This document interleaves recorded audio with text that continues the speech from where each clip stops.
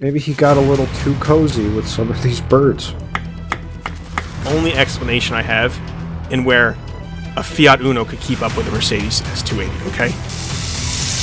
It's not that I wouldn't fight Mothman. I would beat the shit out of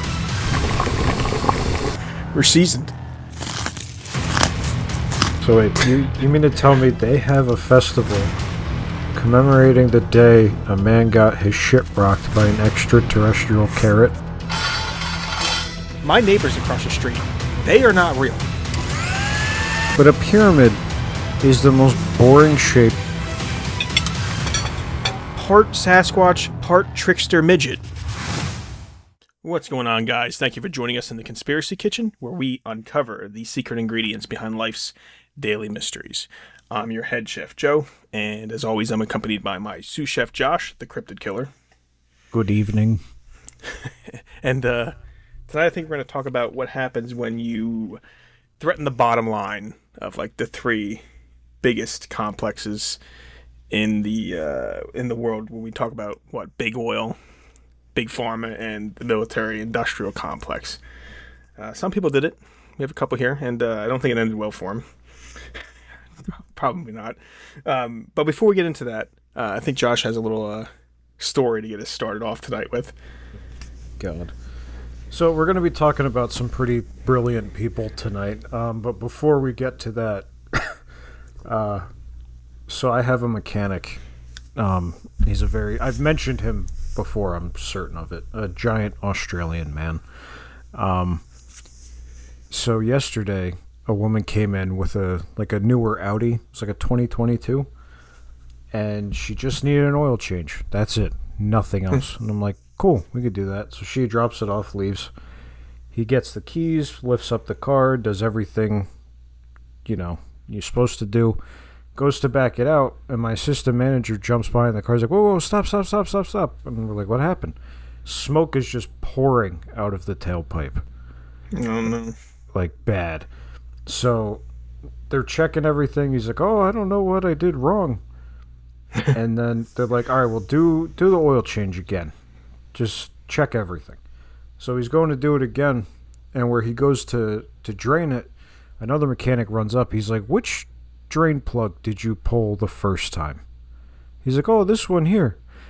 This fucking guy, a mechanic of 30 years, drained all of the transmission fluid out of this car and then doubled up the oil in the engine, which builds pressure, and then went to back it out and started up the engine. So I still don't know. I was off today, so I don't know if he fucked that engine completely, but I called the woman yesterday and told her what happened, and she flipped the fuck out, rightly so. And she's like, what do you have, a moron working on my car? I'm like, honestly, kind of, yeah. I did not defend him. I'm like, I can't cover for you. Like, Well, he didn't run it long, right? I mean, it really wouldn't have moved if there's no trans fluid in it for the transmission to go. But then double the oil, that crank's slapping in the oil, it froths it all up. And then it's not lubricating anything anymore either because it's all aerated. Yeah. But if he didn't run it long, I don't know, maybe. But if she knows about it, she'll definitely just tell you, nope, you need an engine. Doesn't matter. You ruined. It might run fine now, but it's gonna premature wear. Yeah, you're fucked. Yeah, and I was completely upfront with her. I'm like, look, this fuckwit drained all of your trans fluid out, and yeah. And she was like, you gotta be fucking kidding me. And I was like, I wish I was. Truly I do. Because, like, you can't backpedal and, like, be offended if she yells at you after that, because it's like, no, you're stupid. And then we have another mechanic who hates his fucking guts. And I turned the job over to him. I'm like, you need to fix this because you're not an idiot. And he licks windows. And he got in his face. He's like, I'm going to tell you for the 50th time this week, you're a retard. I'm like, oh, God. He went off. But, yeah, so that's what I was dealing with yesterday. What have you been dealing with? Well, I went to come home. Oh, no, actually it was after I came home. I was laying in bed, about to go to sleep. This is about a week ago now, and I hear the basement fire alarm, the smoke detector going off. I'm like, oh, that's cool. Um, my wife's like, what's going on? I'm like, all right, let me go check. So my boiler's just pouring smoke into the basement. I was like, oh, that's pretty nice. So I shut the emergency off on it. And like, that's something I have to deal with in the morning because we have the boiler even for it's our heat in the winter, but also it has a coil in it that our water runs through. So you have like a tankless water heater on top of it. So it's our hot water as well. So I'm like, that's something I have to deal with because it was Friday night at least. So then Saturday I was like, open it up. It's full of soot. So that's the first thing I gotta do. Try to clean out all the soot so that this exhaust can flow through, right? And I'm like, I clean it out. It just starts smoking like instantly. So I'm like, all right, we got to deal with a filter issue. Maybe the filter's clogged, or maybe the nozzle sprays the heating oil in there also clogged or whatever. So then I have to wait because no one sells the fucking filter for it around, especially the homeowners. They're like, nope. So then Monday came around, I went to work, and I went to United Supply. It's like a heating and air conditioning place. And they're like, oh, you need to, you have to be we only do we don't do, to the public. It has to be wholesale. But I just went through my company, and they're like, and they sold it to me. Like, there's like as if it's a big difference. It doesn't make any sense. But anyway, I got the filter, I got the nozzle. Changed the filter, put the no nozzle on it. It was still smoking. And I was pretty pissed at this point, so I was like, fuck it. So I had to go like a week of cold showers. That was awesome. And then this weekend came around, and I was at my wit's end. I was cleaning it out, and I'm like, let me pull out the whole front off for the combustion chamber and see what's in there. And I was looking at it, and the boiler's from the late 70s. The burner's new, but the boiler's older. So I was like, is this like asbestos or something? So then I asked Rock. Rock's like, well, it might be asbestos. It's in the 70s. So I'm like, all right, this is going to be great. So I make sure I have my N95 mask on. I'm just cleaning all the soot out everywhere. I'm like, it has to be something like it's not getting enough, like it's not letting air or something in there to combust fully, and that's why it's smoking. So I do all that, and it's still smoking, and I like, Rock, what the fuck? I did this, and he's like, Rock's just like, you know what? Just put more air in it. Fuck it. Just turn your air thing up. So there's like on the burner, there's a dial with an opening, like a shutter to allow more airflow. It was on 2. I just cranked up to 7. Let me see. Turn it up. Yeah, ran great. Clean, no fucking soot. No, doesn't even. It's the cleanest it's ever run since I bought the house 3 years ago. The go outside for the chimney, it wasn't even like a light gray. It was clear, just like heat shimmer coming out of the chimney. I was like, oh, that's great. So Rock saved me on that one. One of the people we're going to be talking about, Rudolf Diesel. He's the one that invented the compression ignition engine.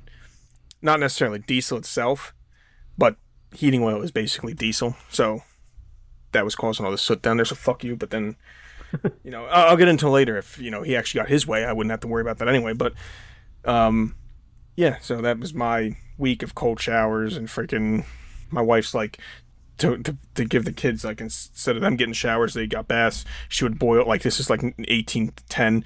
She was boiling big pots of water and put it in the tub. Oh my god! Putting cold water on top to mix it up, so it was a decent temperature, and let them take their baths. Oh my god! It was like the olden days when you got washed in the wash basin. Oh, gotta go down to the creek, clean the clothes. Yeah, god, dude, I was like, oh my god. At least like our wash machine has so you can do just we put it on cold, but then we put it on steam because it'll steam. And it has its own heater in there, so then the water came in and it actually heated the water to steam it and got hot and cleaned their clothes pretty well. So that wasn't anything, but it was just dealing with cold water showers sucked. Oh my god. Like after a while your scalp starts to burn when you're trying to get the soap out of it, the shampoo. Oh, Jesus Christ, what a fucking nightmare. Oh, that'd be bad. And all I had to do was, I probably had to turn up just the airflow from the beginning. Yeah, Grok's like, yeah, these older ones that start getting a little sooty, and they're older and they're deteriorating on this inside a little bit. Just give them more air to force that smoke out the chimney. It's all right. And it did, went right out. Oh my god. Yeah, These modern day inventions just fuck with you. Oof. But yeah, you told me that, and I was like, I was ready to record. I had all my notes and everything, and you're like, you're never gonna fucking guess what happened. I'm like, Dude, oh no. everything was just so bad. Everything one after the other, of nonsense. And then like I wanted to record Friday, and what happens? I'm actually gonna come home early-ish because my wife's father was taking us to eat. We're gonna go out to eat. I had reservations set up, and I didn't have any calls all day, dude. I was doing nothing, fuck all, right? So I started to head home at 3, and then all of a sudden I get 2 calls, and if you know anything about New Jersey traffic or anything, especially in the summer, so I'm away from the coast to go home, and then I'm up. Yeah, you got 2 calls at the coast, at the beach, at the shore. I'm like, oh my god. So you got to fight your way all the way back out there in traffic. And then when I got to I did the one call, the guy was just, dumb homeowner that didn't know how to use a machine and destroyed it. And then I go to my other call, and since I didn't have my service truck actually just got it back today. Thank God. It sucks working out of a freaking rack truck with nowhere to put tools. You have tools piled in the passenger seat. To fix it, I had to then go from there back to the shop for hydraulic hose, crimpers and everything, to then return and repair it. It was a nightmare. It was a nightmare. Then I went out to eat, and then you ended up going to Olive Garden anyway. So then we didn't, I wasn't going to record at that point. You were getting your unlimited breadsticks, I guess. Yeah, we both had bad nights at that point. No, my wife is going to hear this and she's going to be mad at me, but we went to Olive Garden, and I don't like Olive Garden. And I don't know if I'm spoiled because I grew up, my mom's Italian, so like I grew up with real food. But you go to Olive Garden and it is just not that. And I try something different every time, hoping like this will be the one dish I could stomach. But I thought you liked Olive Garden. When you said it, I was like, I'm going to an actual Italian restaurant that I know the owner, an Italian guy, and you're going to Olive Garden. I was like, you don't. No, because you go into an Olive Garden and every person that works there couldn't be farther from an actual Italian. And the only thing that's Italian there is the music that they play very loudly. And then I ordered, what was it? It's called like a tour of Italy. I'm like, oh, that sounds good. And you get a little fettuccine Alfredo. You get a piece of lasagna that was microwaved to perfection, and then a piece of chicken parm. And that was okay, the chicken parm. But it was all right? It was, it was fine. But I told my wife, I was like, she's like, oh, you ate everything. You didn't want to, you're full. You didn't want to bring any of it home. Like, you're only supposed to microwave food once. And they already covered that for me. So I didn't want to do it a second time. So I just ate everything there. But my God, she likes it. I mean, they're fine. The food's fine. It's food. But, It's food. I can't do it. Next time I'll probably just get a salad, but god damn it, dude. And then we went to, what was it? We went to Longhorn the week before, and normally it's delicious. But I guess they got a new chef because my steak was both over and undercooked at the same time. Like, the outside was gray, and the inside was, like, pink. So, I don't know. I'm having bad experiences lately with food. No. How was your meal? I didn't even ask. What did you get? Oh, it was I didn't go because I was already annoyed with everything. I didn't go. I just got a personal ham and cheese stromboli. There you go. I had, we had mozzarella sticks and calamari as the appetizer. Kids, the older 2 kids split a personal plain. The youngest always has to get. He's got a little kid's chicken finger platter like a schmo. But yeah, I mean, they have good food there. It's like I said, I know the guy. He's great. The class moms gave us like tons of freaking gift cards to go there too, because everything that was going on with my wife, they felt bad. They pitched in and gave us gift cards for the place. So That's pretty cool. yeah, it was. Yeah, that was like I was like, finally, at least something went right here. I'm sitting here enjoying this food after the freaking miserable thing at work. And the same thing happens today. I mean, there's fuck all going off all day. I'm like, yeah, I got to come home early so my wife can go get the brain scan just to make sure, just as a precautionary thing for checking for now cancer to see if she's in remission and stuff. And once I get home, and I'm sitting there for a while, I look at my phone, and there's like 5 calls. Just sitting in there. I was like, oh, I guess I'll start a little earlier tomorrow. Because I wasn't going. It was pouring. It's pouring rain. I don't feel like going back out. Yeah, the fucking rain. I ran to the store. I started late today. I got there and everything was like clear, and then I left Target and just pissed on by God. Just nothing but downpouring. So you're saying these inventors that we're going to talk about are smarter than your mechanic? So I've met a couple of crackheads at my old bus stop that I'm pretty sure are smarter than my mechanic. Oh, okay. Yeah, and that's putting it nicely. Nicely, yeah. I mean, these people, I guess, did try to go up against the big oil, big pharma, and the military-industrial complex, and it didn't work out for them. I got a couple names here. I guess we'll go over them. Josh got information on a bunch of them. I did a couple deep dives on some of them. But one of the ones I wanted to talk about, we got Stanley Meyer, right? I did a little bit more deep dive on him. He's the water car guy. Then we got a Tom Ogle, Amy Eskridge, Dr. Mark Smith, Tesla himself, right? Rudolf Diesel, who I actually did here's another one I did a deep dive on. And you got the Royal Raymond Rife, cancer guy, right? The guy who's allegedly found a way to cure terminal cancer, right? So all these people are smarter than your mechanic, and they tried to take on your big complexes. And when you threaten the bottom line of those guys, dude, I think bad things happen. Bad things. Yeah. I would respect like the government more if they just plainly came out and said, yeah, we killed him. But to be like, no, this was an accident or suicide or, something convenient, like it's just stupid. It's funny when you want to, in particular, talk about one of the worst ways they died that they said was an accident. So any of them on that list you want to talk about first? Yes, absolutely. Yeah, it was intentional, right? Definitely not. This was a complete, total freak accident. Okay. So Alzheimer's runs in my family. So this one hit a little. So Dr. Mark Smith, yeah, he was a neuroscientist, and one of the most widely researchers in his field, like widely cited.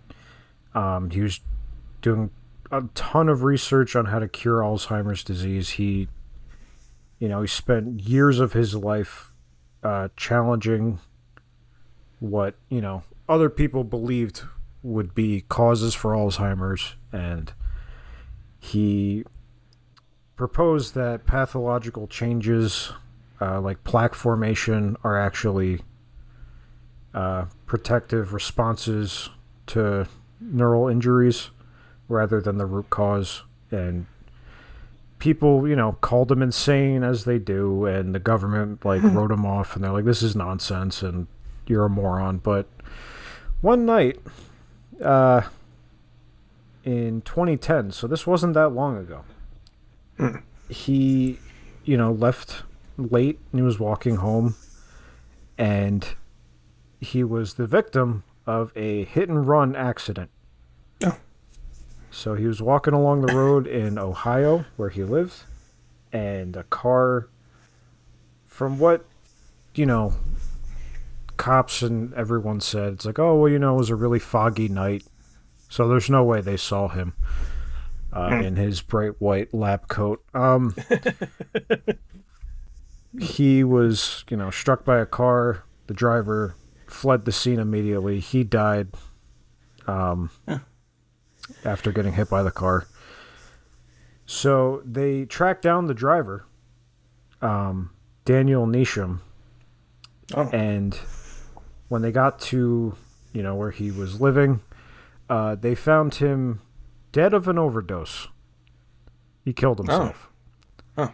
So, okay. Must have been remorse. Must have been. It definitely had nothing to do with hitting the specific only person to be on the verge of curing a disease that millions of people have. Do you think he was actually right there, and who didn't like this? Big Pharma? Yeah, well, they have all the reason. So, yeah, anybody who's on the verge of curing anything, they like to wipe out, because if you cure something, they can't sell the drugs, to help treat it. It's not a big secret, but yeah, I mean, Alzheimer's, cancer, the big ones. If you came out with a cure for that, they're going to fucking erase you, because that's billions and trillions of dollars that they're going to lose. Yeah. Yeah, they don't want the person who found it out to be rich, and in all those other cancer treatment centers or these centers to treat things, they have no money. They're done. Yeah. They're going to lose all that money. All shuts down. Yeah. A lot of people say it's insane to think that way, but it makes sense, right? See, I'll never understand that, because the people who say it's insane to think that way are the same people who are like, oh, aliens don't exist. You can't, like, we're alone in the universe. There's nothing else out there. Like, why are you so close-minded? Yeah. Oh, the alien thing. I had just to go switch topics real fast to come back. I had a conversation with someone, and they told me there's no way. We're the only ones, right? So I'm sitting there thinking, I'm like, I'll give you this. What happens if there's 1 in 100 billion chance that a planet can harbor life, right? So that seems pretty unreasonable, right? Like, it's not going to happen. That's, if you look at those numbers, right? 1 in 100 billion chance, it's kind of like it's not going to happen. We can see right now through the Webb telescope 2 trillion galaxies. Just think of that. 2 trillion galaxies. Those galaxies have hundreds of billions of stars per galaxy, right? And then just say on average it's 1 planet per star. All right. It's still, there's so many planets out there that basically it has to happen. You know what I mean? Even if those odds are 1 in 100 billion, there's fucking over whatever's after a trillion billion, like 1 million trillion planets out there. You know what I mean? So even if it's 1 in 100 billion chance, there's another one out there. I'm sorry, there is. Even if it's not intelligent life, which definitely is intelligent life out there, but even if it's just other microbes on a different planet, that's still life. You know what I mean? Yeah. It's impossible for us not to be. It's impossible for this to be the only place. Impossible. A little tangent. It blows my fucking mind. Like, no, we're alone in the universe. Why? It doesn't make sense. Said that. Yeah. So he was on the verge and he died. He was murdered by accident. Hit because of the fog. I get it. It's murdered by accident. He was hit by accident. The guy obviously goes and kills himself. Did they say what he overdosed on? Did they say how he overdosed? Was he forced? I don't know what I mean. I would say. They did mention there was no signs of a struggle or anything like that. They were very quick to put that one in there, in case anyone was curious. No loose ends. Like, just kill this guy. Fuck him. We had him kill him, but we'll just kill him too to shut him up. Yeah. Fuck it. make him look remorseful. Let him kill himself with drugs. No. Stupid. Any other crazy deaths before we get any other people you want to talk about, like Eugene? Yeah. So was he a weird death? Eugene was it was a violent death. So it was accidental. No. No. No. So Eugene Malova, I'm sure I'm butchering that last name. Was an American scientist. He worked with cold fusion and things of that ilk. He wrote, books. He's an author. He believed that cold fusion could create unlimited free energy for everybody. Okay. He's a cold fusion guy. Okay. Yeah. So, who does that affect if everybody has free energy? I mean... Big oil is one of them. Yeah, everything. Everyone that sells energy. Yeah. Cold fusion's been... Yeah. All right. How close was he? So, from what I've read, they make it seem like he wasn't close at all. Okay. But he wasn't that far off. I read part of his book. He wasn't really that far off. But a lot of, his results that he was coming up with were quickly suppressed from all different organizations. They ridiculed the shit out of him. Mainstream physicists, people that are well known in, that field, they shunned him, basically. They're like, you're out of your mind. Mm-hmm. But I'm guaranteeing they were paid off, because nobody who's an actual scientist and spends their whole life trying to find, the next logical step in your field is going to shut anybody down like that unless they're on someone's payroll. But yeah, so he, I don't know. You tell me if this is accidental. Okay. So another one not too long ago. This was May 14th, 2004 in Norwich, Connecticut. He was at his parents' home, his childhood home where he grew up, and he was cleaning it out to rent out. Mm-hmm. And they found him stabbed to death. Now, I don't know if this would be ruled as accidental. Perhaps. What was the autopsy? What was the police reports on this? Repeated stab wounds and blunt force trauma to the head. So, no witnesses, no suspects, no. No, there was suspects, but I don't see. Either he was murdered or he. Here's my theory. He was cleaning out the house, right? So he dropped a box of silverware, mainly knives, down the stairs, and then slipped and fell on each one of them, and then hit his head on the floor. Okay. The knives just happened to be pointing up too, right? Yeah, it was a very freak accident. Okay. Yeah. Right when he was about to... a breakthrough like that would change the whole world, dude. Well, yeah. Yeah.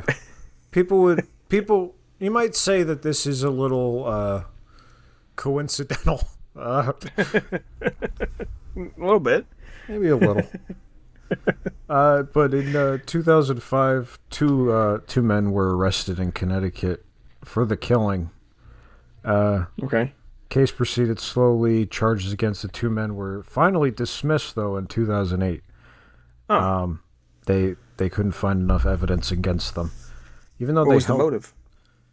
So they put it along with a bunch of other people that they interviewed, saying that there was a dispute over the property, and because they were renting it out, and there was a lot of tenants, and there was like people getting kicked out and eviction issues, and so that's what they chalked it up to. Definitely not the fact that he was about to give free energy to every person on the planet.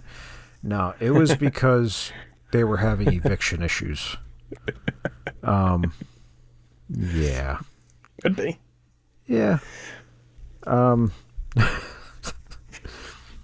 there was a person, Moselle Brown, who was convicted in 2014 and was sentenced to 58 years in prison. Yeah, it was... But there was a lot of evidence tampering and... Oh, so you're saying it wasn't? Yeah. So you're saying it was big oil? Yeah. I could say that with full confidence. Yes. It was definitely big oil. Well, another one that threatened big oil, right, would be Stanley, right? Meyer. Oh, good old Stanley. Yes. Yeah. So I looked into this, and I got a lot of stuff down here for him, and this. Yeah, this was it was an aneurysm. All right. Yeah, so Stanley was an inventor from Ohio that claimed to have invented a vehicle that would run on tap water. And what I mean by this is it would separate water into its constituent parts. So you'd have you would use a high voltage, low current renaissance. It would split the water into hydrogen and oxygen. Far better than the standard electrolysis that people had before, because they were saying the electrolysis, you use way more energy than you get out of separating the water, so there's no practical use. But he apparently found a way to do it better. So you would have two electrodes. You got one anode, which is the positive side. You got one cathode, which is the negative side, and you put them in water, and you add salt to the water to make it conductive. Because I don't know, a lot of people don't realize this, but water itself, clean, pure water, is not conductive. Electricity does not flow through clean water. I don't know if you knew that. A lot of people don't. You can get clean water, put your phone in it wouldn't do anything to it. Until eventually minerals and stuff off the phone, particulates came off the phone, got into the water, and then current runs through the particulates in the water, not the water itself. So that's why you had to add salt to that. And then what happens is the oxygen gas bubbles at the anode, the hydrogen then bubbles at the cathode, and then you collect the bubbles of gas. And then you'd use the hydrogen, obviously, as combustion, turn the engine, and so forth. That's how you get the water car. A lot of people, when they talk about water car, they think it's just pouring water and it freaking burns the water. But you have to get the hydrogen from it, obviously. He demoed this thing on a dune buggy running on his water cell. And he filed for 2 patents for it. He had a bunch of patents. I think he had over 100 patents. A lot of them he got fairly quickly. But the 2 patents for this would be 4.936.961 U.S. patent. You can look them up. And 5.149.407. Those are both U.S. patents for enhanced release of thermal energy from such gases. That's what the patents are for. If you want to deep dive into those patents, look what they do. They're public domain now. Obviously, they're expired. He lost his patents on him because he's dead. So the court he had a court appearance in 1996 after doing all this. So he had a lot of people investing in it after seeing the demos for it and stuff. And then this is where I think he started to get a lot of attention, negative attention, probably from the oil companies. Because now if you got a vehicle that runs more efficiently on something you can pour out of your sink, it's not going to be good for, big oil, right? What the fuck? I just poured out my tap water out there. It separates it into its constituent parts. Hydrogen's burned. Runs my vehicle. So, yeah, I don't know about that. So you need, a big alternator, though. And then once the engine's running, the alternator's making the current and charging, a battery. Then the engine's spinning from the hydrogen, which then spins the alternator and, cycles it. The experts claimed that his whole thing was just standard electrolysis. There was nothing different about this than standard electrolysis. The court ruling said that this violated the basic laws of thermodynamics, where you can't have over unity. An over unity device is something that creates more energy than it takes in. And an Ohio court then ruled gross fraud and ordered him to repay all the money to the investors. So once you're repaying the money to the investors, right, you have no money to make your product. You're fucked. So I think Big Oil stepped in and had this court case come down. So no more money left. You're worried about going bankrupt now. Big Oil wins. Now, the thing that doesn't make any sense to me is that people are claiming, even the court case, they're claiming that this is an over unity device. which is, yeah, it's true. You cannot, it's impossible to have over unity, right? You can't have something that gives off more energy than puts in. But him himself and none of his patents claimed this was over unity. He never said that. So I feel like that was something that Big Oil introduced to try to make it look even worse for him when it came to these court filings, because it wasn't claimed to be over unity. You have to fill it with water. You have to give it a fuel. You have batteries that charge to do this. So that's the thing. So then later on, he's trying to get through this. Obviously he's crushed. He has no money or anything. So he meets with a couple of Belgian investors in Grove City, Ohio, at none other than the Cracker Barrel. Yeah. Now, Cracker Barrel is great. And to take a little bit about Cracker Barrel, I've noticed that a lot of the Europeans now that come over for the World Cup are praising Cracker Barrel. Have you seen that? They're going to the Cracker Barrels. They love the Cracker Barrel. They love Cracker Barrel. Hammers, I wish he came over and he came to the Cracker Barrel. A little side note though with that too is they Buc-ee's, right? They're going nuts about Buc-ee's. They fucking, dude, I saw one video, the girl's like, oh, it's a gas station, let me check it out. And she goes in, she's like, why does it go on for 3 miles? I was like, oh, fuck. Yeah, the person's like, I came to get petrol and now I'm at a mall. Buc-ee's, they're talking, they're going to the Waffle Houses. Oh, don't go to the Waffle House. No, don't go there, but they're talking about Waffle House. The one woman posted from Europe, she went to Golden Corral. She's like, I had an out-of-body experience. I'm like, bro, if this food at the Golden Corral is something what do you eat in Europe? It must be disgusting, right? Well, the Golden Corral is something that's amazing to them. So real quick on the topic of food, I did I mention I did the beans on toast? I think you did on the other episode. I think you did. Okay. I think so. It's pretty good. But if you didn't, I know you talked about it. You were talking about, because then Hammer said you have to get, I forgot name brand. He said you don't have to get Heinz or whatever. You can do this, and but I know you mentioned that you're going to do it. I don't know if you said you did it. You actually ate it though. I'm not sure. I enjoyed it.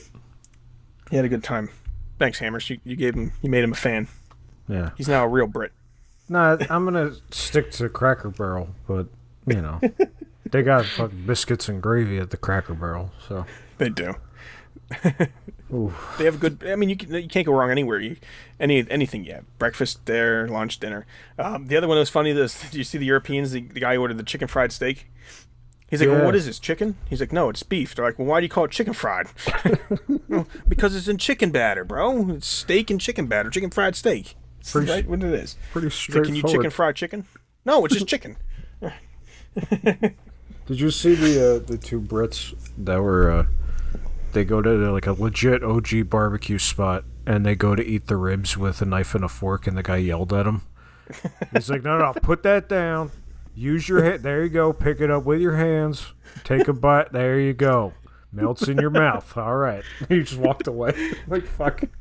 Then I'm seeing that they're also like so like impressed that like every building has air conditioning in it. They're like blown away by that. That was one of the things they're blown away by. And they're also talking about how like the media over there in Europe makes us seem like we're all like destitute and barely living. And they're like, yeah, you guys actually live pretty good. So we do all right. We do all right. We're the richest country in the world. So, yeah, we do all right. Yeah. So, anyway, he's at the Cracker Barrel, right? He's met with 2 Belgian investors. He wants to try to get this going. Now, I mean, I would count my losses and be like, you know what, fuck this, I guess. I'm not meant to have this. But I guess he was onto something, right? And if he felt like he was actually onto something, I guess he's still, or he's a complete fraud. But I guess he's still trying to get some money. He really thinks there's something going on here. I guess he really believes in his water cell. So he's sitting there talking, having a conversation. It's going well. He gets his glass of cranberry juice, takes a sip. And right after he takes a sip, he waits a little bit, drinking his cranberry juice. He then clutches his throat, literally runs outside, runs away from the table, runs outside, vomits outside, yells, "They poisoned me," and collapses, dead. Right on the floor, right on the ground outside the building. Official cause of death by the coroner is cerebral aneurysm. brought on by high blood pressure. Now, maybe he had high blood pressure, maybe he didn't. I have high blood pressure. I guess I'll get a serino aneurysm. I don't know. But here's the problem. Here's the problem. If you know anyone who's had an aneurysm, an actual aneurysm, people say, "Oh, I have an aneurysm," but it's no, you die from an aneurysm. They're talking about like a weak blood cell or blood vessel in their brain. When you actually have an aneurysm, you don't just run outside. I'm sorry, you're not going to run around clutching their throat. When you have an aneurysm, you have boom, headache, onset headache. It's massive, confusion, vision issues, seizing. You don't grab your throat, you die. You don't run around. You're overwhelmed. Your brain is literally full of, like, just covered in blood. No blood pressure up there. You're fucked. You're not going to be able to run around and then have a coherent statement after running outside. So grabbing the throat off the bat is something you don't do during a seizure. You don't grab the throat. Okay. Things you do grab the throat for would be like maybe allergic reaction to something, right? Your throat's swollen up. Choking, perhaps. Like if you know, oh, I got a piece of food stuck in my throat. Heart attack sometimes can have you clench like by your throat because of the pain, the radiating pain, like the left arm of the throat. And the one that I like, when you grab your throat and stuff, poisoning. Oh. Right? Poisoning is a great way to explain why someone would grab their throat and then actually say, yeah, they poisoned me. That also might be a good key thing to bring up to the guy actually saying it. So I'm leaning more towards poisoning than aneurysm, if you ask me. And then what's also interesting is that they do the autopsy and they will not release a public toxicology report. Not released. So when you have someone like this guy, right, he's getting close. Something that could really affect the bottom line of big oil. Now, would it completely wipe out big oil? No, right? You're not going to do these. It's not going to be, like electric cars. They're obviously not completely wiping out big oil. And another thing that people don't understand is that big oil also is every piece of plastic you have is made from oil. It's way more than just fuel, oil. So, but it's going to hurt the bottom line. You know what I mean? So, yeah, so they're going to take care of it. And I think they're like, this guy won't give up. We had him fucking sued. We had him lose all his money. We really tried. They tried on this one, big oil. They didn't just go stab him. They didn't stab him 100 times. They tried, and he didn't listen. And then when you don't listen, you keep trying to get money, and now you have people from Belgium coming over trying to give you money and to try to get this thing going on, and you're still doing it. Now we're going to have to kill you. But we're not going to stab you. We'll just, put it in your cranberry juice. I have something to say on that. I'm going to talk directly to Belgium, actually. So, Belgium, listen up. In America, if you're going to kill somebody, there's rules. There's rules of engagement. Now, it's the same thing. If the guy you're trying to murder is on the toilet, you wait till he's done. If he's eating in a Cracker Barrel, it is a sacred covenant. You wait till he's finished with his meal, not before. Yes. You don't kill inside a Cracker Barrel in the United States. You don't do it, all right? That's all I'm going to say on that. Yeah. You got to let him enjoy his breakfast first. Yeah. What are you doing? What are you doing? You're absolutely right, Josh. They made that gravy fresh that day, and it went to waste. Because you're going to poison them? Fuck you. What's the matter with you? Show some class. Fuck's sake. I 100% agree. I 100% agree. So there's do you think it was an aneurysm? No. No. Especially because the fact that after he died, his dune buggy disappeared. And all of his research disappeared. All the research disappeared. They destroyed it, didn't they? It went Someone missing. Stole it.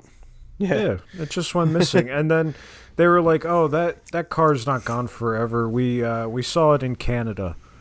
Okay, after you took all the important shit off of it and it's just a regular dune buggy again. Yeah, we saw it in Canada. Cool. Helpful. He also had mentioned that the big oil also tried to buy his patent several times, didn't they? Didn't they offer him money several times for it? Yeah. And he turned them down? He would not budge. He knew what he had. So if it was something real, would big oil actually offer him money if it wasn't real? No. No, if it was fake and not working, I don't know why they would offer him money. I'm pretty sure there's videos of him driving the fucking thing. Like, it works. Yeah. And they're like, nah, it's not real. We're gonna sue you. Or you could sell it to us, but even though it doesn't work and we know it's bullshit, we'll buy it from you, I guess. Like, no, what? How dumb can you be? Oh, man. Is there anyone else you want to get into before I get into my favorite one of these, which is Rudolf Diesel? Yeah, I'll talk about one more and then I'll let you rant. Okay. Because this was another recent one, Amy Eskridge. Okay. So she worked for NASA. She was a U.S. researcher, entrepreneur, scientist. She worked in advanced propulsion, anti-gravity, quantum phenomena, material science. Cutting edge. This is one of the more recent, like, of those 25 scientists that went missing. Yep. She don't tell me she's a flat earther. That's what she found out, that the Earth's flat, and they silenced her for it. Well, no. So she had a vlog that she posted videos online. She's done interviews with people. A quote from her, she said, "We discovered anti-gravity, and then our lives went to shit, and people started sabotaging us." That's something she said. So she's had many videos that she's posted talking about her research, NASA, aliens. She's talked about weapons that they have attached to satellites that use microwaves to harm people from space, and then she shows how she would always sit near her window with the window wide open, and she would say, "Look at my arm," and how I have all of these bruising and like boils and markings on my arm that's facing the window. She's like, so they're hitting me with the microwaves from here. So, she flat out. And of course, if you work for NASA, I guarantee you the number one rule is you don't fucking talk about what you're working on. Probably not, yeah. It has to be like top of the list. But she had a YouTube channel where she told everything. And she was like, we figured out anti-gravity. We already have it. And she ranted on that. But then she posted online a couple weeks before her death, because she didn't make it, obviously, that if in the coming weeks, if it comes out that I killed myself, know that it's not true. Okay. Very specific. Yeah. So, June 11th, 2022, she died of a quote-unquote self-inflicted gunshot wound and was officially ruled a suicide. Yep. Dude, it is absolutely insane that anybody would take that as an actual fucking suicide. There's no shot in fuck. What would be the reasoning for her to commit suicide? Like, oh, we discovered anti-gravity and aliens and energy weapons and cool NASA shit, but I can't handle it. I can't handle listening to this yet. Yeah. No, she's talking too much. Exactly. It's a national security thing too. I feel like if you're talking that much now, China, Russia, they're interested in this, right? They're wondering what's going on. And then it's like, well, you're kind of compromising our thing. Yeah, you're going to have to shut up or we're going to kill you. Something like that. All they would have to do is tune into fucking Amy's vlog every Thursday night, and they'll know exactly what's going on in our country. Yeah, so I mean, maybe she should have. Yeah, she probably shouldn't have been so loud about it. But I mean, the energy weapon thing. If you remember, when we went and took Maduro from Venezuela in like 3 hours, do you remember the one guy that was like one of the elite guard for him talking about how they came in and all of a sudden they were hit with this thing that they could never imagine, and it was like overwhelming and they couldn't do anything? Yeah. You don't think we have some kind of kinetic, like not kinetic, some kind of directed energy weapon that can really fuck you up? I think you have to think again. It's insane to think that the country, weapon-wise, is so vanilla nowadays. To think like, like we have a lot of guns. Like, the guns are not the weapons we're worried about. No, I honestly don't even think nukes are nukes are terrible. And I mean, the devastation, I guess it might be the worst, but like to focus on killing itself, I don't think they're the worst thing we have. I think we have stuff that's far more devastating than nukes now. Maybe they don't affect the environment around it and the structures around it, but I think we have something that'll literally kill everything, like far more deadly, like something you can't intercept because it's light. It travels at the speed of light.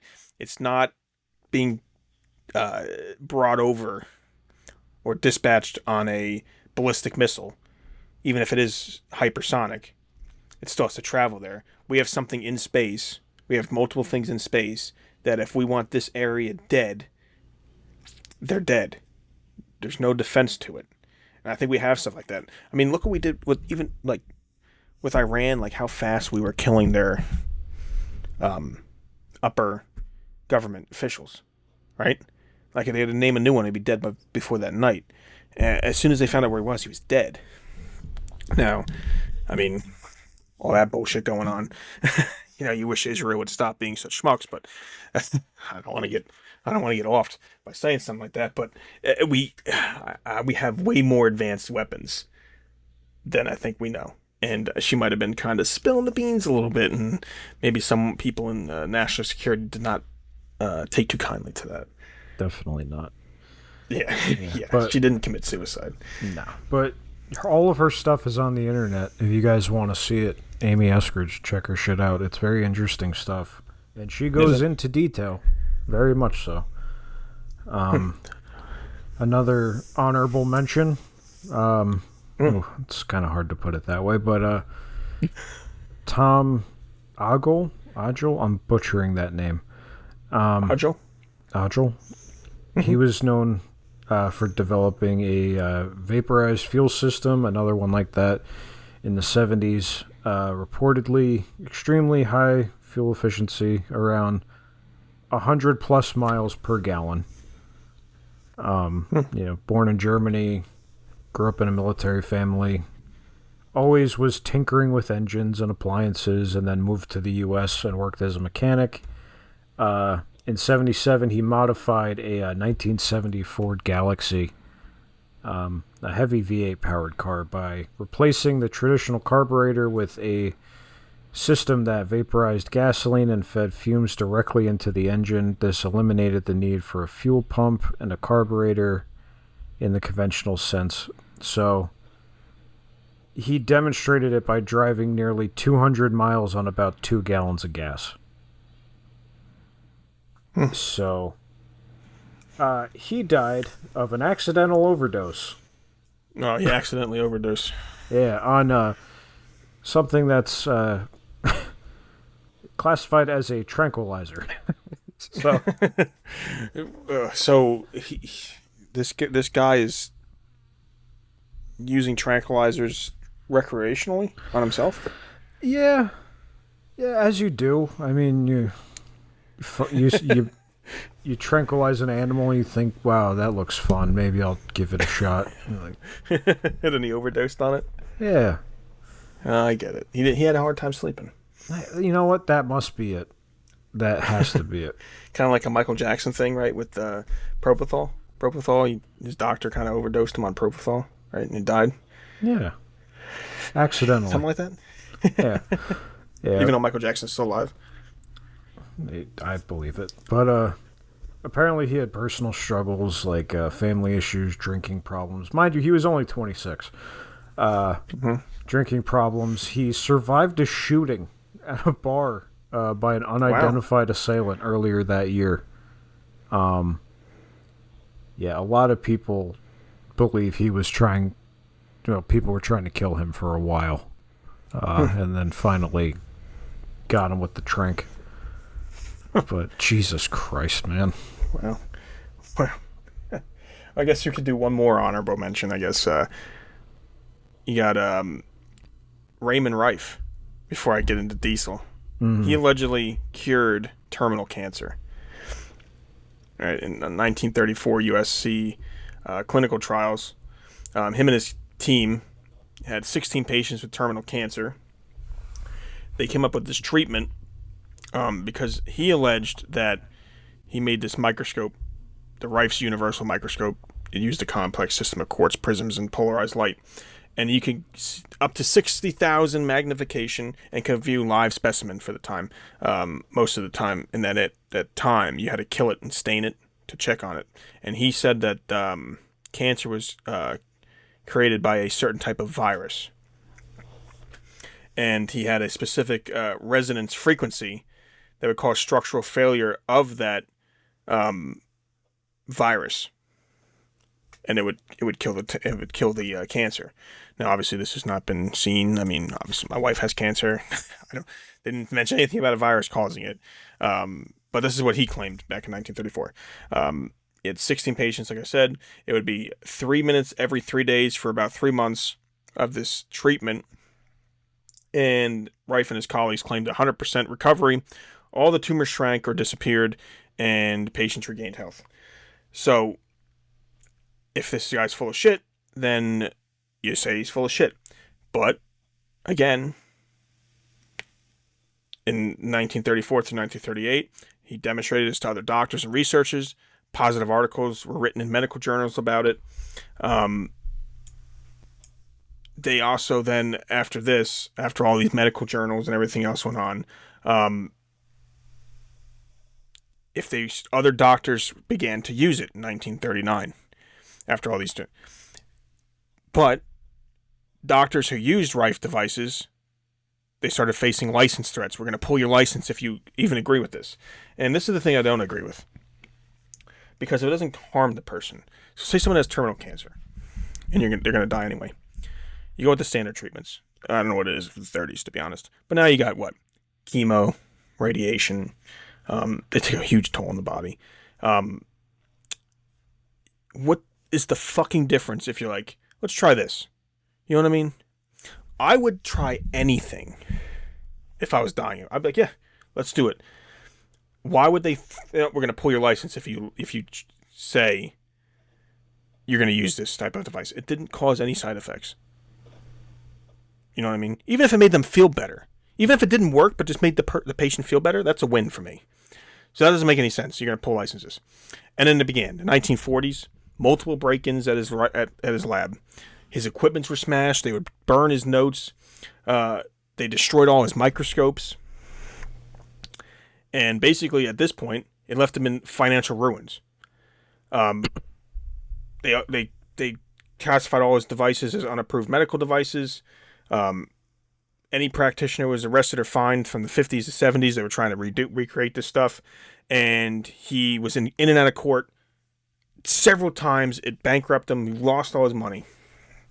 So, in his final years, he moved to Mexico in the 60s, just seeking to get away from all those people and can try to continue his work.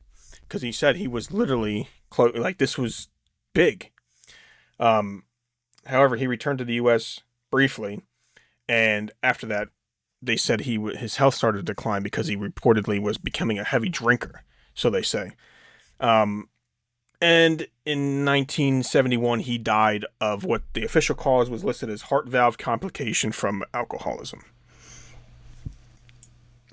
Now, the details that came up were his associates claimed he was coherent and worked right up until the end. After his death, the remaining machines, notes, and everything else were destroyed, and no major obituary was listed anywhere. No autopsy was listed anywhere, and his colleagues believe he was actually poisoned with toxins mimicking alcoholism to make it seem like he was an alcoholic, because they said he wasn't an alcoholic.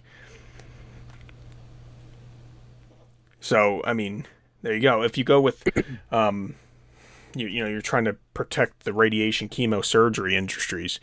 I mean, they're billions and billions and billions of dollars. I mean, good thing we have excellent insurance, because the amount of what the insurance is paying for my wife's treatment is absolutely insane. You know what I mean?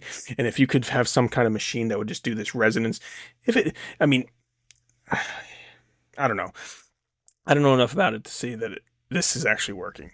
You know what I mean? But if it was something that worked, that's a lot of money lost. You know what I mean?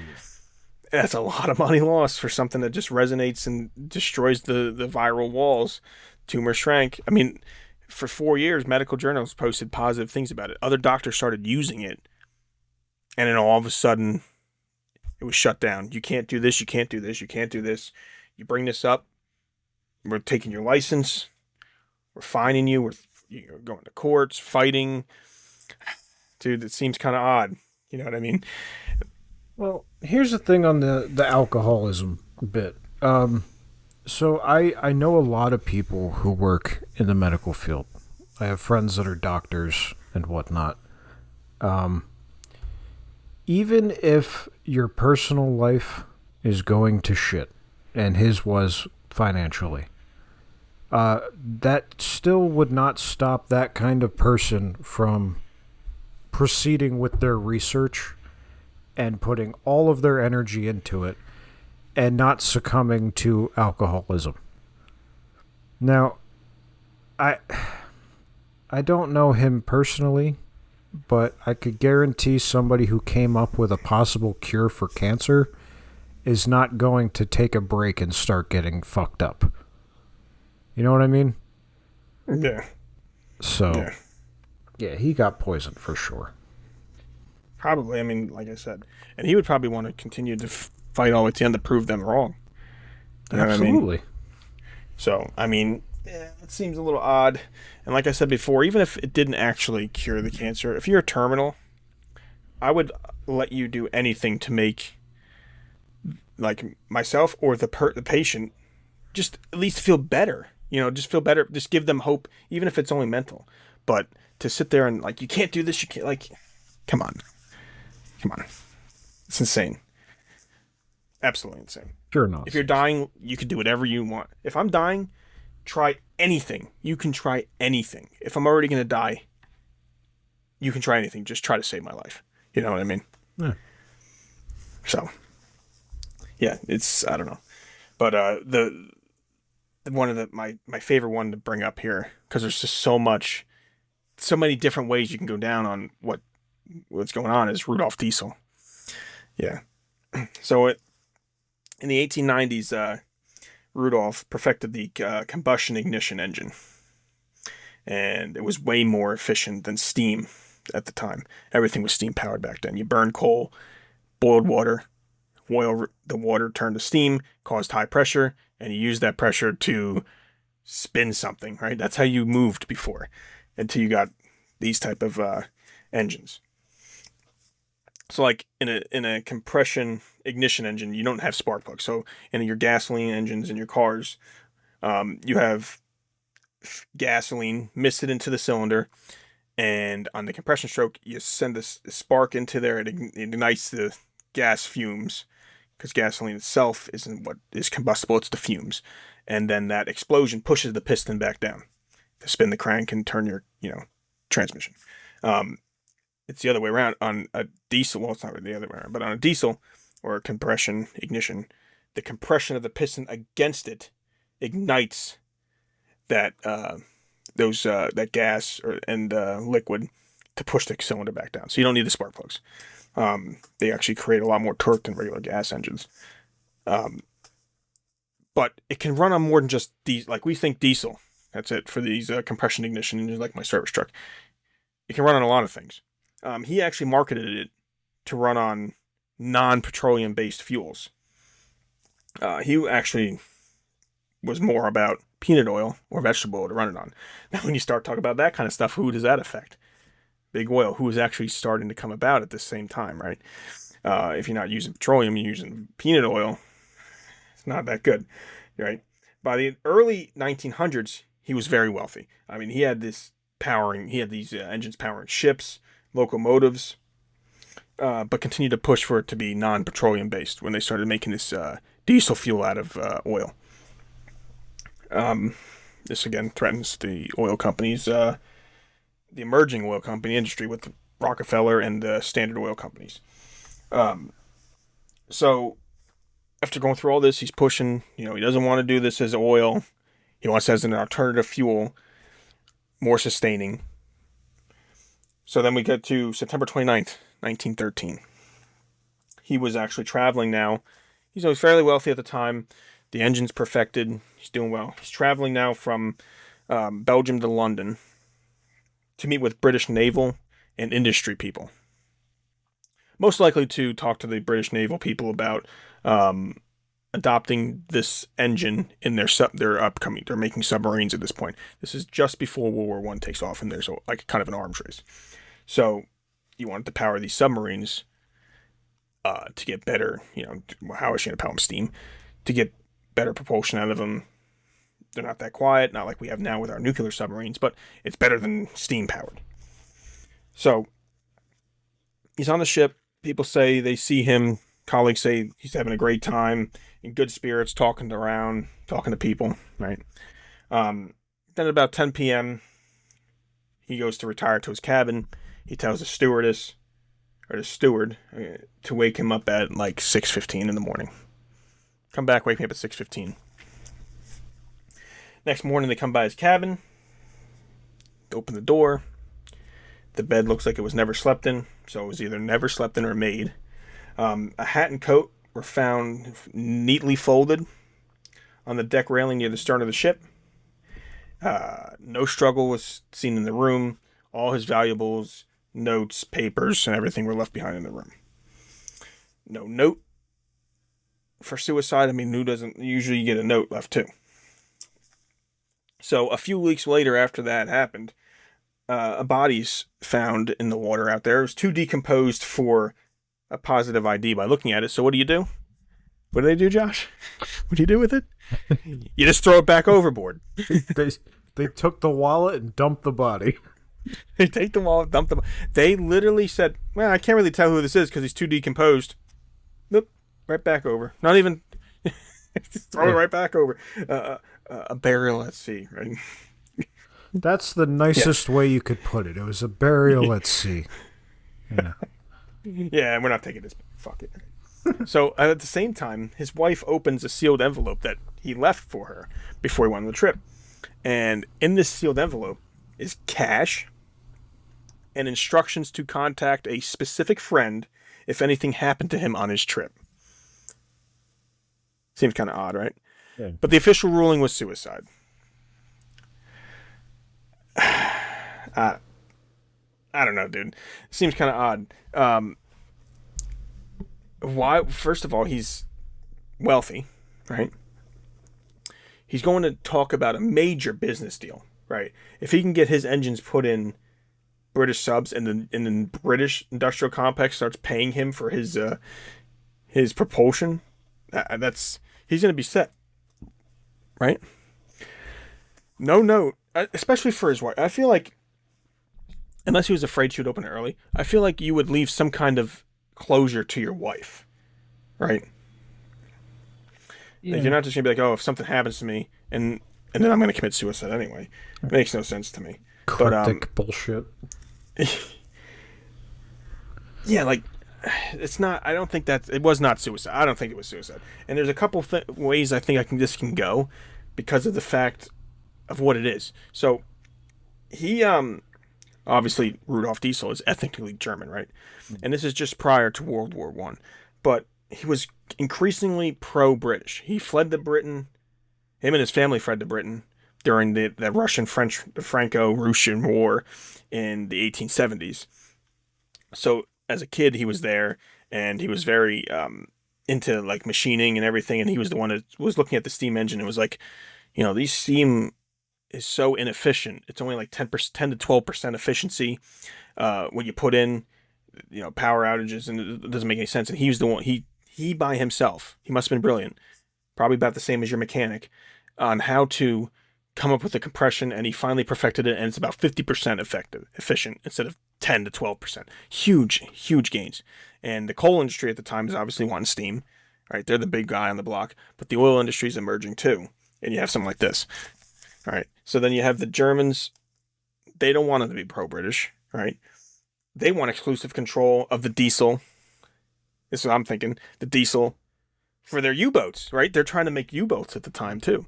So if you're going to get into a war with Britain, or and they're France, and they don't care, Russia and everything else, and you have your U-boats, you want that exclusive tech. You don't want the British to have diesel engines. No. You want your U-boats to have them. But he refused Kaiser Wilhelm II's proposal. He was the one who came to him and said, I think you should keep the tech with us Germans. You're a German guy, right? Same with Germans. He's like, nah, man, I like the Brits better. And, and I don't know if that was took very well with the German military. So maybe they followed him on the ship. He retires to his cabin. He opens the door, goes in there. Hey, wake me up at 6:15, turns around. There's two German agents in there. Whoop, right out the side of the ship, right? No struggle because he was taken by surprise. I was going to say, I find it awfully interesting that he's coming from Belgium. And who poisoned our friend Stanley? Two gentlemen from Belgium. Yeah, you're putting some stuff together here, right? There's all of a sudden these Belgians. Right in his cabin, man. Right in the freaking in the Cracker Barrel, and right in the cabin. The guy wants to go to sleep. You didn't even let him go to sleep. I think the German agents could have tossed him overboard. I feel that's a very plausible theory. Yeah, but I feel like the moral of tonight's story, kids, is that Belgium doesn't know how to fight fair. No, don't trust the Belgian. They'll kill you in a Cracker Barrel and or your cabin on a ship when you're just trying to relax. Yep. But just they find the body, and it's just funny to me that they're like, yeah, we checked, we found his wallet, and then, well, he's bloated. I don't want to carry him, so. Yeah, we don't want to bring this back to maybe get a proper autopsy done and see if we can match it up by dental records or anything else like that. We're just gonna. Yeah, it's not like it was reported that the guy who invented diesel engines was disappeared recently. Yeah, doesn't he look like somebody we know? Ah, fuck it, just grab his wallet. Fuck is wrong with people? Yeah, I mean, we couldn't match DNA obviously at that time, but I'm sure you can match something else, diesel records, and bring him up, and some people who actually knew him can identify him if he's slightly decomposed, but fuck him, who cares, right? Yeah, fuck it. So number one, I think, would be the Germans, or one of the first things I would say. Number two, you got to go with the oil cartels, right?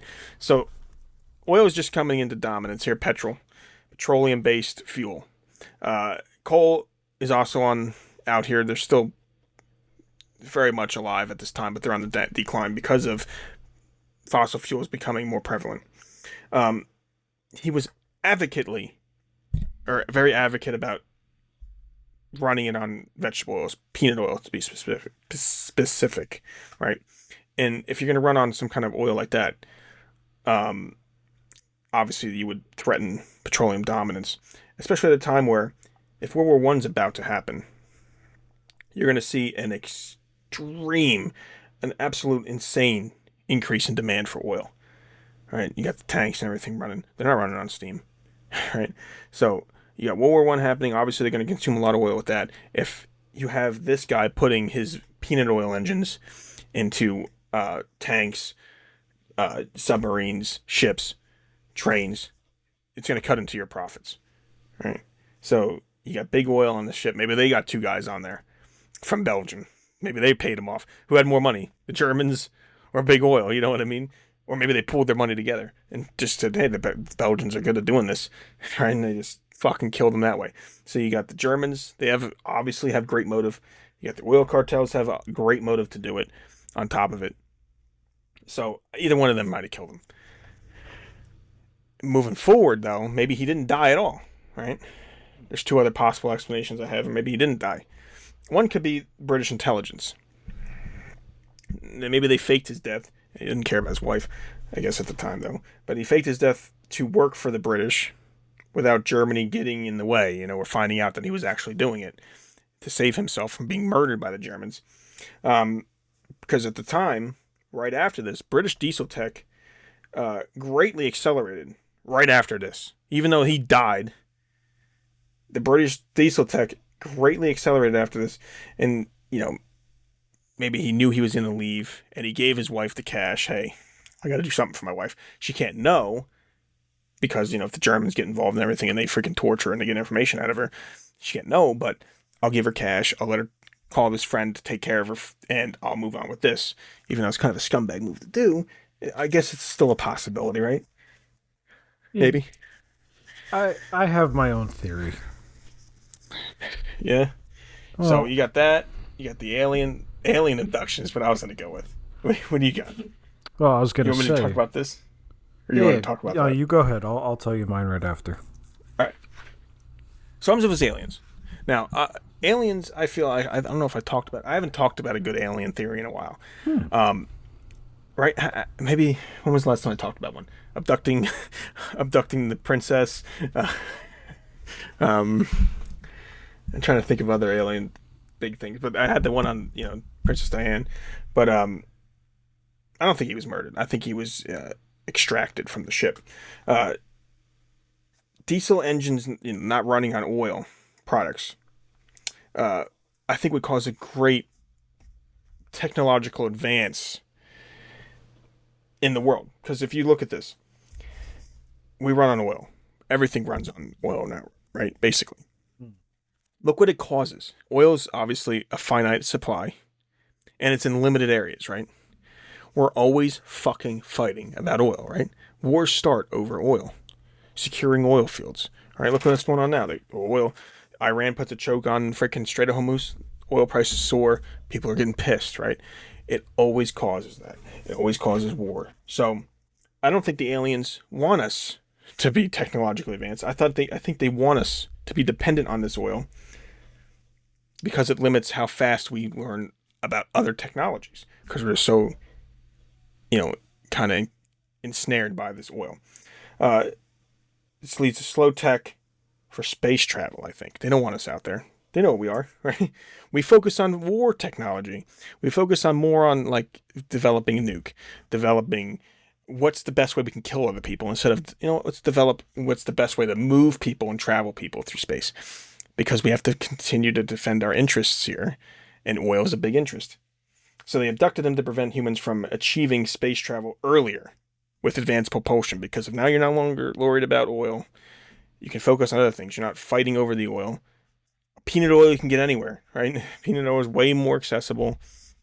It's not hidden to oil fields that are controlled by these rich billionaires that can change the price of oil and control your life, my life, at any point. They can say, oh, nope, suck it, slow down production, boom, fuel prices are up, you're struggling, right? So they abducted them to prevent, because the aliens want us dependent on it, because they don't want us out there in space. They planted the hat and coat, just to make it so it looked like a suicide. They didn't want a mass panic, but they plant the hat and coat. They take him back. And Diesel did notice alien UFOs seemingly following him. He mentioned this prior. So maybe he left a note because he saw the UFOs and he was like, if something happens to me, here's cash and stuff. He mentioned seeing UFOs and strange lights in Belgium and in England in years leading up to this. I think he was brought on board. They debriefed him. Told him, humanity sucks, they're destructive, blah, blah, blah. We don't want them out here in space with us. kept him to help with Earth propulsion to continue monitoring humans. So they gave him this diesel. They run on peanut oil. They can get around on Earth without being seen with this crazy propulsion system. And the body was obviously never recovered. It was just picked up, thrown back in. It could have been anyone they probed, right? Got some guy from fucking out by Area 51 in Nevada, probed him. Hey, he looks close to Diesel. Toss him in the water over there. Comes up. Looks close enough. We'll bury him at sea. Done, right? End of story. The aliens took him. I like it. It's creative. It's a lot, but it is plausible. It's plausible. Yeah. It's more than plausible. It's what happened. No. I'm going to lean into my Belgium theory a little. Okay. Because say you create engines that don't need oil or anything. You don't need oil anymore. All right? Mm-hmm. You completely go... Say you go years and oil fields shut down. You don't need it anymore because we find new energy. Well, waffles rely on oil or similar fat to achieve their signature crispy exterior. Oh. Who, I ask, enjoys a waffle more than Belgium? Oh. I don't think anyone. I don't think anyone likes them more than Belgium. So say you get rid of oil, you get rid of the very essence of what makes that waffle extra crispy on a delightful morning. So I think the Belgians have a little secret society of their own that they go out and they find these inventors that are on the verge of getting rid of the very thing they rely on most for their crispy waffles. And they snuff them out. I don't know. The Belgian. That's what it is, man. The Belgians went to the Cracker Barrel. The Belgians went to the ship and took out Diesel. It's Belgium. It seems that they're always coming from Belgium. There's Belgian investors. There's Belgium everywhere. You got to look into these other guys, see who was renting the house from the Alzheimer's. Was the Alzheimer's doctor, right? Mm-hmm. Was it a bunch of Belgians that were renting the house? Well, We're gonna look into this. Yeah, Belgium is kind of like Mothman. So if you look at the Silver Bridge collapse, you'll see Mothman flying overhead a week before. If you look at the Twin Towers before that happened, you'll see a shadow that some say is Mothman. I think the Belgians are the ones working in the background in the shadows. And they're taking out people that, threaten their way of life, which is that of the waffle. It's absolutely excellent. Yeah. It's an excellent take. I never thought of it. But now we're putting two and two together, and I see it. Yeah. I see the Belgians. I can't wait to get a million angry comments from Belgians. Like, what the fuck are you talking about? But I'm sitting here and I just can't help but think that, if our boy Stanley was at the Cracker Barrel and he decided to get a glass of cold Ovaltine instead of the cranberry juice, he'd still be with us today, because the Ovaltine would have decomposed the toxins and neutralized them in the glass so that when he drank it, it would not have affected him. And then the Ovaltine on top would have, increased his body's ability to fight any leftover toxins that remained and expel them quickly without dying. Yeah. Yeah, because that's the funny thing about Ovaltine. Because it's like, most people don't know this. If there's something in your glass, like a poison or something, your ice will not float. It will rest on the bottom. If you put poison in a glass of Ovaltine, the nutrients and vitamins will push it to the top of the glass so you can see it there before it dissolves like acid. So I get it now. Yeah. So I get it. He didn't have the Ovaltine. He had his cranberry juice. He didn't know the ice trick.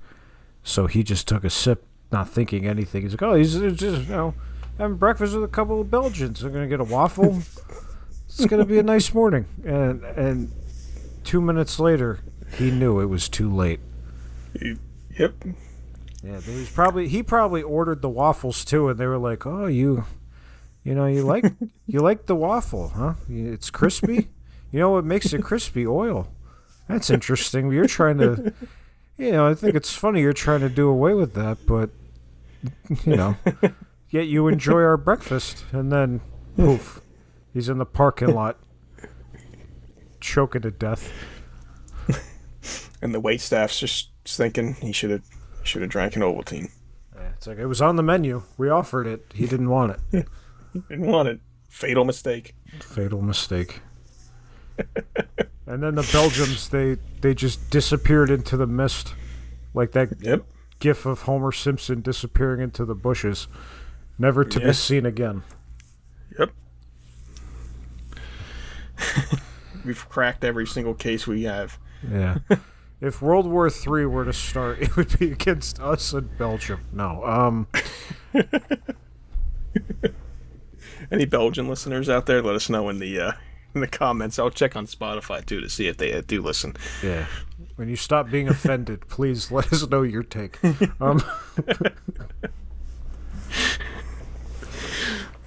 Yeah, let us know.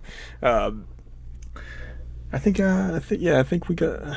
No, I think he was abducted by aliens. We're a very interesting podcast because we went through all these inventors and mysterious deaths, and we've concluded that it was either aliens or Belgians. With a lack of Ovaltine leading to the final death. Yeah. Yeah. This is something else. Remember, guys, drink your Ovaltine so you don't die. Don't go to a Cracker Barrel and order fucking cranberry juice. Don't do that. Yeah, don't do that. Order Ovaltine. I can't say anything anymore. I think I'm having an aneurysm. Oh no! Must be the cranberry juice. The Belgians found us. They already found me. Oh they're shit! Fucking some kind of. They're probably pumping carbon monoxide into the house as we speak. Oh my god! If I don't come back, it was the Belgians. Oh Jesus Christ! No. See you guys.